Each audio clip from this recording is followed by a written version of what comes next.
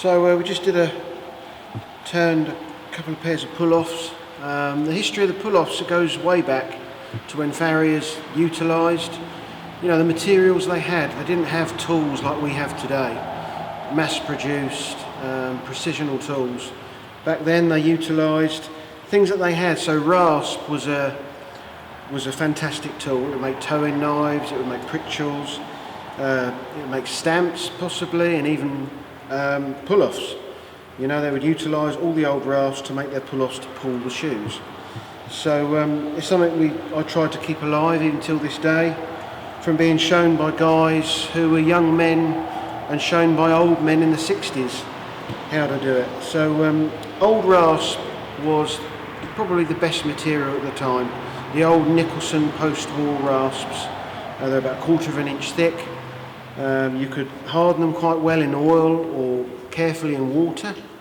So you can make a pair out of 2 rasps or 1 rasp. This is a very old pair made by a mentor of mine, Colin Smith. He showed me 24 years ago how to make them. This was the first pair he ever made me, and they were made from post-war Nicholson rasps. And he made these from 2 rasps. You can also make them from 1 rasp. They're much lighter. You just turn both ends, you twist them over, cut them and forge them. So they're much a light pair.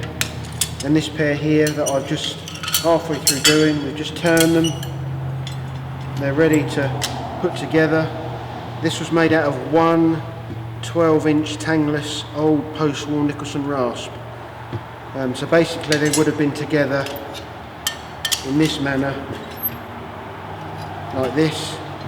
We turned the ends, split it down the middle, pulled it apart, and then we drew the reins out, and then turned the jaws.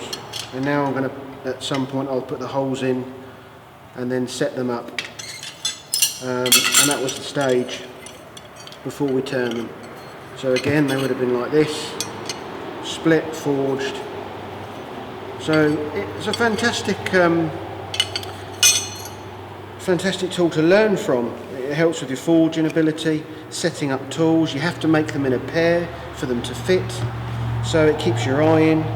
And there's not many people making them today, but I certainly think it was worth passing it on and keeping it alive from way back when the farrier really utilised what he had and made the most of it and developed new skills.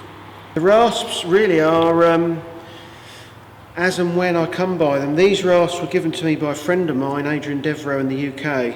He had a collection of them, so I've made some out of them, but it's really a farrier friend may call me and say, hey, I've found some old Nicholson rasps. There's a few guys in the States that have kindly found some and they're holding them for me. So really they just turn up. They're getting really rare now.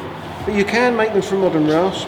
The modern rasps are much thicker, and some modern rasps now, they're case hardened rather than they're made from the harder material, so they're difficult to harden and temper.